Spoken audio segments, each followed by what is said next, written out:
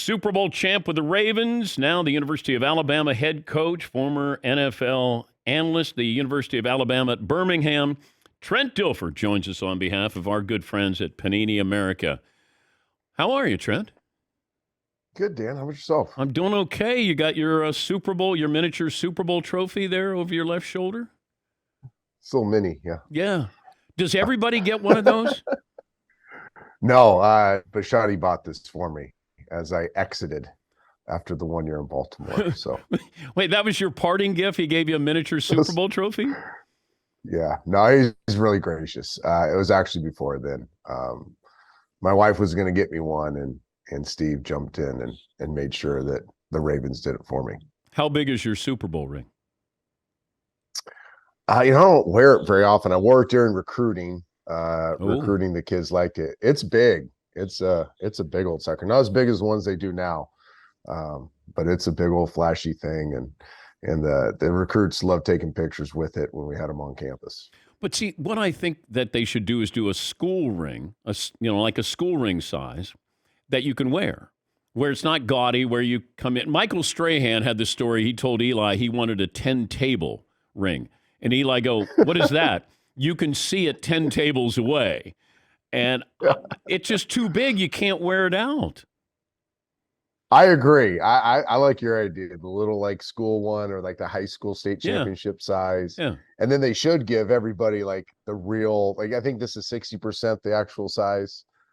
They should give all the players like a 80%, 85% size. Like you go by, if you're in Denver's airport and you go by Elway Steakhouse, he's somehow got like 95% replica in the window. It's pretty cool. I think every player would appreciate that.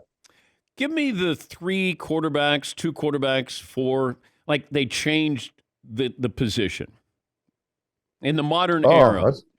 That's a good one. I think Elway in that 83 draft, so physical, right? That the talent was ungodly to a certain degree. Golly, I think Favre, I don't think Favre gets enough credit. Somehow he gets dismissed from like the greatest of all time conversations. I saw it live, getting my butt kicked by him every year while I was in Tampa during those 3 MVP runs. He redefined the position to a certain degree. He was like a combination of Elway, Fran Tarkenton, Warren Moon. Like he was all wrapped up into one guy, which was pretty incredible. I think Lamar Jackson. I think there's like 4 or 5 of them right now that are so dynamic, such dynamic athletes, and also great passers. We saw this. I'll give you a quick story. About 10 years ago, through the Elite 11, we started noticing a real trend where it wasn't just the coach's kid that was playing quarterback. It was the biggest, baddest dude on campus in high school. Like you'd go to a high school in Georgia or wherever, and you'd ask the coach, like, who's the best athlete in the school? And they'd say, oh, no doubt it's this guy. And that guy was the quarterback. And now you're starting to see that come true in the NFL. It probably started with Cam Newton, Lamar, Mahomes, Josh Allen. These guys are redefining how the position is played. And now it's equal decision-making, accuracy, precision with just like this crazy ass horsepower too that makes them so dynamic. But also, I look at Peyton Manning's impact on the game. Yeah. It might be more important than Brady's impact on the game. Obviously the results with Tom, but Peyton changed everything at the line of scrimmage. And, he's seeing what you got. Now I get to, change. I mean, we hadn't seen anything like that before, had we? Well, I agree with you, but I don't think Jim Kelly gets enough credit. Now, let's go back to Jim Kelly because he actually was doing that. You know what I mean? It's like I went hunting with Jim last year and I've known Jim forever, but to hear him talk about, and he was not saying, oh, they don't give me enough credit. He was just talking about the complexity of what they did at the line of scrimmage. Now, he was also praising Peyton for taking it a whole nother level. But yes, you're right. Kind of that Jim Kelly started it, and then Peyton poured gasoline on it, where it was like, okay, we're going to call whatever we want, and Peyton's going to get us in the right protection, the right run game, the right route combination, and basically was an extension of the offensive coordinator taking the snaps. Yeah, that's a great point. I forget about Jim Kelly in the gun, where he's calling out the plays. But I Peyton talked about like Zach Thomas. I said, there had to be somebody who was equal to you on the other side. He said, yeah, Zach Thomas drove me crazy. He said, I'd call it out, and Zach would say, look out for the run. And then I go, damn, he's got me there. How frustrating must that be when they know what you're doing? It's the worst. It's the worst when you think you're tricking them, but they're tricking you. Like they know what's coming before the ball snap. It's funny you mentioned Zach Thomas. I get asked all the time with the two hardest defenses I played against. And they're happening at the same time. It was that Miami Dolphins defense was Zach Thomas as the middle linebacker and Madison was one corner. I can't remember who the other corner was, but everything looked exactly the same on every snap until the ball was snapped. And as the ball was snapped, they played like 12 different things. And then Green Bay at the same time with Reggie and Leroy Butler and that group, it was one Reggie when he decided to play. He was just, you literally couldn't block him. Nobody could.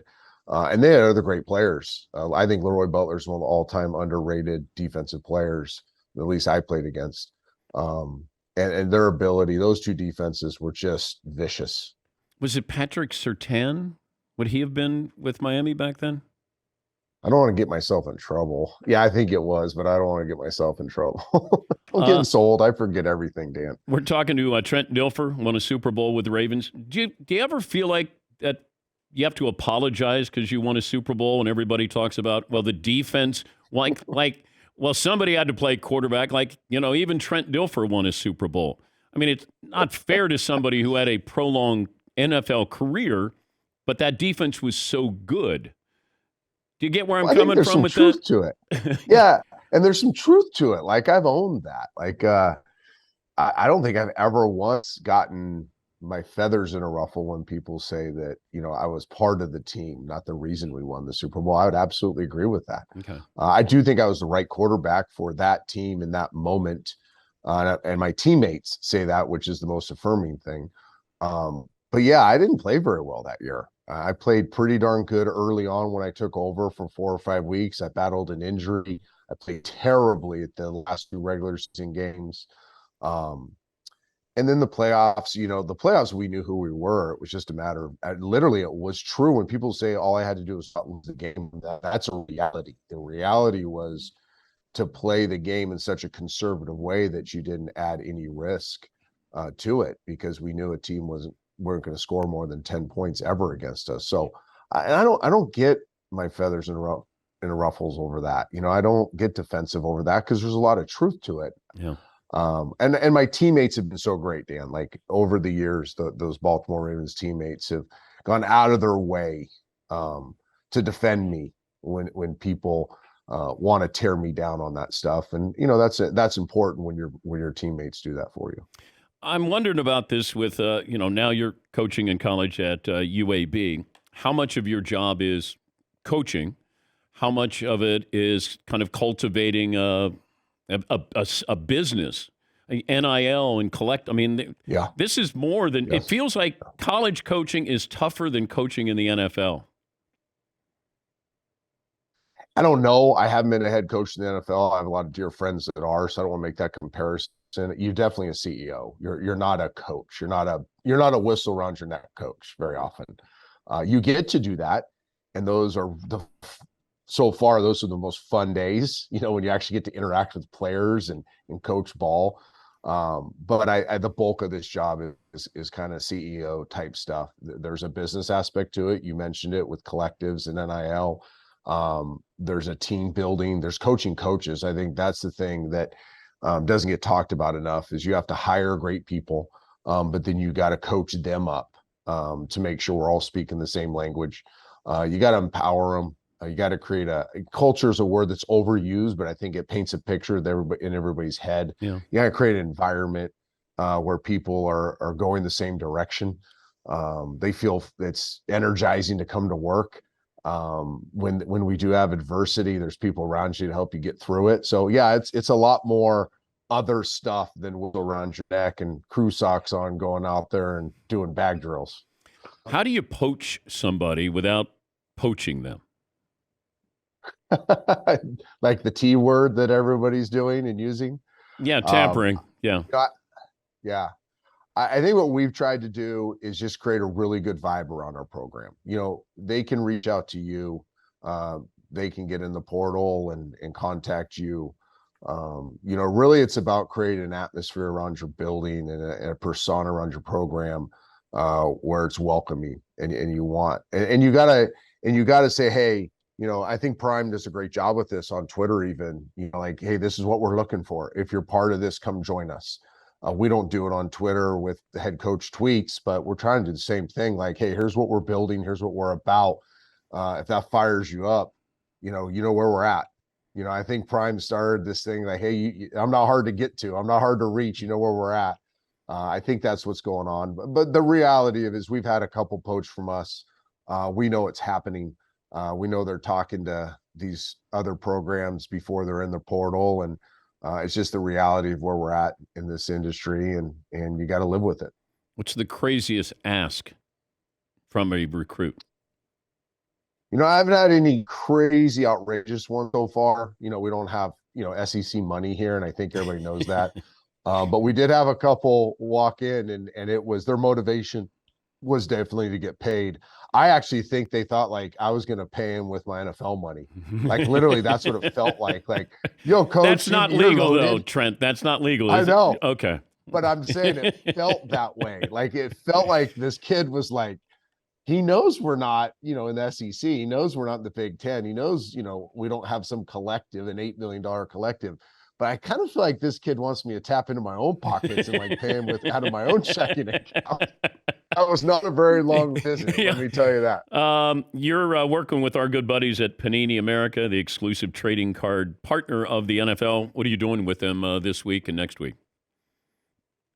Yeah, they're the best, man. I've been with them, I think it's 8 years now.